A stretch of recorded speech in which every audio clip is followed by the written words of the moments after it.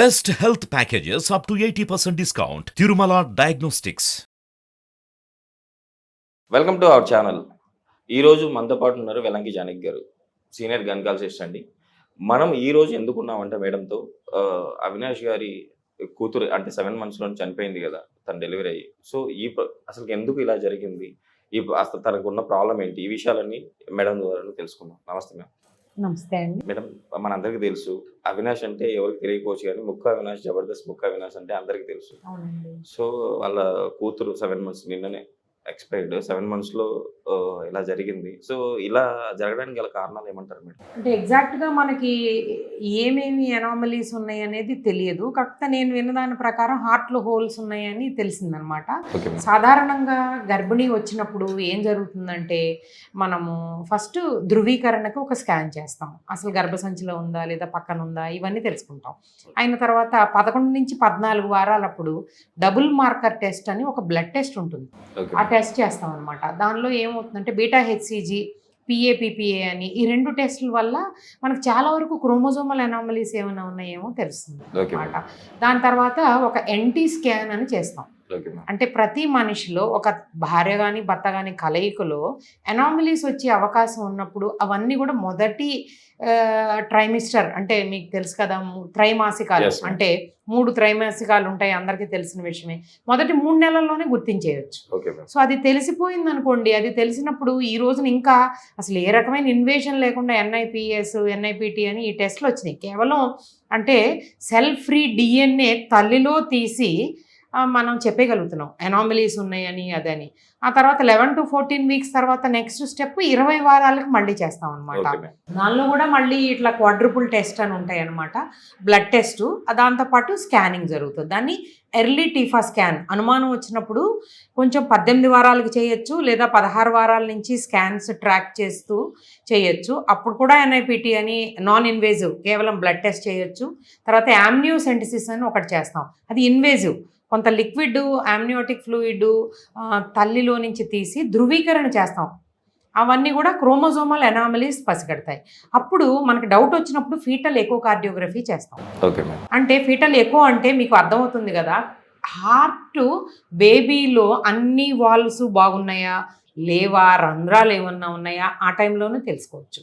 అంటే 20 వారాల్లో తెలుసుకున్నప్పుడు అబార్షన్ అనేది అడ్వైజ్ అవసరమైతే పిడియాట్రిక్ సర్జరీ ఒపీనియన్ తీసుకుని అబార్షన్ అనే ఆప్షన్ పేషెంట్స్కి ఇస్తాం అనమాట. కొంతమంది ఏంటంటే అబార్షన్ తర్వాత చూద్దాంలే, పుట్టిన తర్వాత బేబీకి ఏమీ పెద్దగా లేకపోతే చూద్దాంలే అని వెయిట్ చేస్తూ ఉంటారు. అటువంటి అప్పుడు ఎలా జరుగుతుందంటే బేబీ పొట్టలోనే చనిపోవడం, ఇప్పుడు వీళ్ళకి వచ్చిన ఇబ్బందిలాగా 7వ నెలలో చనిపోయిన తర్వాత తీయడం, ఇవన్నీ జరుగుతూ ఉంటాయి. అదే మనకి 11 వారాలప్పుడే తెలిసినప్పుడే మనం కనుక ముందే చర్యలు చేపట్టి ఉంటే కనుక ఆర్ ఆప్షన్ ఇచ్చినప్పుడు మనం ఒకసారి ఆలోచించుకుని ఎందుకు జరిగింది అని కూడా చూసుకోవచ్చు.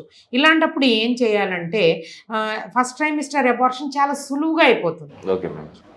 అది కానప్పుడు సెకండ్ ట్రైమిస్టర్లో కూడా ఈ అన్ని రకాల టెస్టులని చేసుకుని అప్పుడు కూడా ప్రాబ్లం ఉందని ఈ రోజున అందరికీ అన్నీ అవైలబుల్ వచ్చేసినాయి. మనం ఏదో ఒక డెసిషన్ మంచిగా తీసుకోవాలి. ఒకటి తల్లిలో ప్రాబ్లం ఉండొచ్చు, క్రోమోజోమల్ అనాలిసిస్ వాళ్ళలో తల్లిలో ప్రాబ్లం ఉండొచ్చు, తండ్రిలో కూడా ప్రాబ్లం ఉండొచ్చు.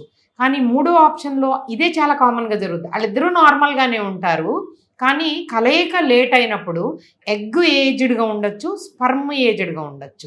అప్పుడు పుట్టే బేబీకి ఇలా అవాంఛితంగా అనుకోని విధంగా ఒక్కసారి రావచ్చు. కానీ ఒకసారి మనం వెల్కమ్ చేస్తూ ఈరోజు మామూలు బేబీ షవర్ అని ఫోటోషూట్లని వైరల్ అయిపోయి ఇట్లా వీళ్ళందరికీ తెలిసిపోయిన కప్పులు కదా అందరూ వెయిట్ చేస్తున్నారు, మంచి బేబీని ఎప్పుడు ఇస్తారు చూద్దాము అన్న టైంలో వీళ్ళు చాలా అప్సెట్ అయిపోతారు. ఈ ఎమోషనల్ ఫీలింగ్స్ని క్యారీ చేయడం అనేది చాలా చాలా ఇంపార్టెంట్ అనమాట. ఒకసారి వద్దు అనుకున్నప్పుడు ఈ షూట్లు ఇవన్నీ పెట్టుకుని అన్నెసరీగా మనం ఇది ప్రాబ్లమ్స్ అనేవి కొని తెచ్చుకోకూడదు. అంతా బాగుంది, ఎన్టీ స్కాన్ బాగుంది, ఇట్లాగ బ్లడ్ టెస్టులు బాగున్నాయి, ఎన్ఐపిటి బాగుంది, తర్వాత ఇంకా క్వాడ్రపుల్ బాగుంది, ఫీటల్ ఎక్కువ బాగుంది, అన్నీ బాగున్నాయి, మీరు కంటిన్యూ చేస్తున్నారు అన్నప్పుడు అప్పుడు పెట్టుకోండి. మీ ఎమోషనల్గా మీరు బేబీ షవర్ అని కానీ ఇవన్నీ అప్పుడు పెట్టుకోండి. కానీ ఒకసారి వచ్చిన ప్రాబ్లం మరోసారి వచ్చే అవకాశం ఉంటుంది కనుక జాగ్రత్తగా ఉండడం అనేది చాలా చాలా అవసరం. అలాగే ఈ టెస్టులన్నీ కూడా జరుగుతూ ఉంటాయి. మేడం ఇంకోటి, ఇప్పుడు యాక్చువల్లీ ప్రెగ్నెంట్గా ఉన్నప్పుడు 3 months 4 months 5th month వాళ్ళు ఫోటోషూట్లు చేస్తూ ఉంటారు. దీని ఎఫెక్ట్ బేబీ పైన డైరెక్ట్ పడే అంటే లోపల ఉంటుంది కదా, దీనిపైన బేబీకి ఎఫెక్ట్ పడే అవకాశం ఉంటుంది. అంటే ఇదేం రేడియేషన్ కాదండి. అంటే ఫొటోస్ అనేవి ఏంటంటే జనరల్గా ఫోటోషూట్ దీంతో అలసిపోతుంది తల్లి అంతవరకే, కానీ దానివల్ల రేడియేషన్ పడుతుందని మనకి ఇప్పటివరకు సైంటిఫిక్గా ఎదమిద్దంగా మనకు తెలిసిందంటూ ఏం లేదు. ఎవరు కూడా డిస్కస్ చేసిందంటూ కూడా నాకు తెలియదు. మేడం ఇప్పుడు యాక్చువల్లీ బేబీకి వచ్చేసి లోపల హోల్స్ ఉన్నాయని చెప్పేసి చెప్పారు. బట్ ఈ హోల్స్ మన లోపల బేబీ కడుపులో ఉన్నప్పుడే అంటే సాల్వ్ చేయలేమా? ట్రీట్మెంట్ ఇప్పుడు అధునాతంగా ట్రీట్మెంట్లు ఏం లేవు. మీరు చాలా మంచి ప్రశ్న అడిగారండి. ఫీటల్ థెరపీ అంటారు దీన్ని. ఇది చాలా అడ్వాన్స్డ్ ప్రొసీజర్స్. అంటే మనం లాప్రోస్కోపీ చేసినట్టుగా ఫీటోస్కోపీ చేసి దాని లోపలే ఈ రంధ్రాలు పూడ్చి వేయడం అనేది చాలా వెల్ అడ్వాన్స్డ్ సెంటర్స్లో జరుగుతుందని కొన్ని రిపోర్ట్స్ ఉన్నాయండి. కానీ ఇక్కడ మనకి ఇంకా అంత తేలిగ్గా అందుబాటులోకి రాలేదు. జనరల్గా ఇక్కడ ఇండియాలో ఎట్లా ఉంటుందంటే మీరు బేబీని డెలివర్ చేసేసేయండి. ఇప్పుడు చాలా అడ్వాన్స్డ్ సెంటర్స్లో 5-6 నెలలకు పుట్టిన పిల్లలకు కూడా బయటకు తీసిన తర్వాత సర్జరీస్ చేసి బ్రతికిన వాళ్ళని 500 grams వాళ్ళని కూడా మనం చూస్తూనే ఉన్నాం. అవన్నీ వార్తల్లో మీరు కూడా చేసే ఉంటారు. అవన్నీ జరుగుతూ ఉన్నాయి. లోపల మన గర్భసంచిలో ఉండగానే చేయడం అనేది మనకి ఇంకా అంత వైడ్గా అవైలబిలిటీ ఉందని మనకు తెలియడం లేదు. మేడం ఇప్పుడు హార్ట్లో హోల్ ఉంది మేడం. హార్ట్లో హోల్ ఉన్న వాళ్ళు బేబీ డెలివరీ అయిన తర్వాత ఆపరేషన్ చేయించుకుందామని అనుకుంటే ఏమైనా కాంప్లికేషన్స్ వస్తాయి?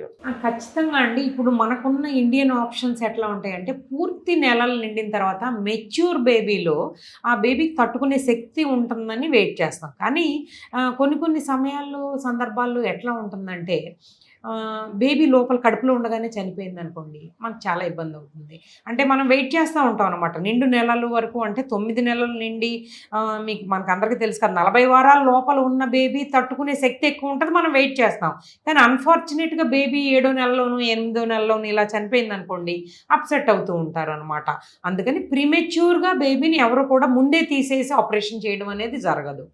అందువల్ల మనకి తెలుసుకోలేకపోయాం. బేబీ చనిపోవడం వల్ల ఇది ఇబ్బంది అయింది. ఒకటండి, ఇది టోటల్గా హార్ట్ మీరు వినే ఉంటారు కదా, ఎడం వైపు అందరికీ ఉండేది, కుడివైపు ఉండడం, ఒక వెజల్ ఇంకోటి transfer position of great vessels అంటారు. ఇట్లా మేజర్ మాల్ ఫార్మేషన్స్ అనేవి బ్రతకడానికి చాలా తక్కువ ఛాన్సెస్ ఉంటాయండి. అందుకని 11 వారాల్లోనే ఆప్షన్ ఇస్తాం.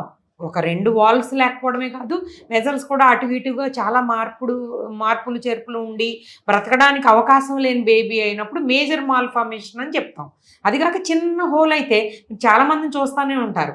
మా దగ్గర కూడా తల్లికి హోల్ ఉన్న వాళ్ళు కూడా వచ్చి డెలివరీ అవుతుంటారు కదా, అంటే ఆమె ఇంకొకళ్ళకి కూడా బర్త్ ఇవ్వగలుగుతుంది. సో వాళ్ళు తీసుకున్నప్పుడు మేజరా మైనరా అనేది తెలుసుకుని ఉండవలసింది.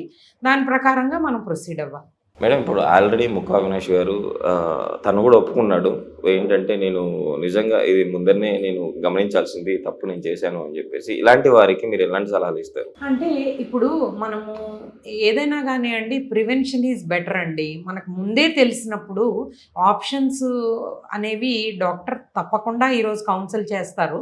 ఆప్షన్స్ అనేవి మనం అవసరమైతే సెకండ్ ఒపీనియన్కి వెళ్ళాలి, తీసుకోవాలి. ఆ డాక్టర్లు వాళ్ళ మంచి కోసమే కదా చెప్తారు. అలా చెప్పినప్పుడు కన్సిడర్ చేసి ఒకవేళ అబార్ట్ చేసేయవలసి వస్తే చేసేయాలి. ఎందుకంటే నెక్స్ట్ బిడ్డ గ్యారంటీగా అలా ఉండాలని ఏం రూల్ లేదు కదా. వీళ్ళిద్దరు క్రోమోజోమల్ మేకప్ బాగానే ఉన్నప్పుడు ఇంకొక బేబీకి ఒక ఛాన్స్ ఉండేది, చాలా మంచిగా ఉండేది. అలా కాకుండా మనం బేబీ కడుపులోనే పోయినప్పుడు ఒక ఎమోషనల్గా మనం అప్సెట్ అయ్యే అవకాశాలు ఉంటాయి కనుక అదంతా మనం భరించవలసి వచ్చింది. ఓకే మ్యామ్, ఇంత అంటే యాక్చువల్లీ హార్ట్ పాపకి బేబీ లోపల హార్ట్ హోల్ ఉంది, ఎలాంటి ట్రీట్మెంట్లు అందుబాటులో ఉన్నాయి, అండ్ బేబీ వద్దు మనం కనుక్కుంటే ఏ టైంలో మనం అబార్షన్కి వెళ్ళాలి అని చెప్పి చాలా చక్కగా వివరించారు. Thank you ma'am. Thank you.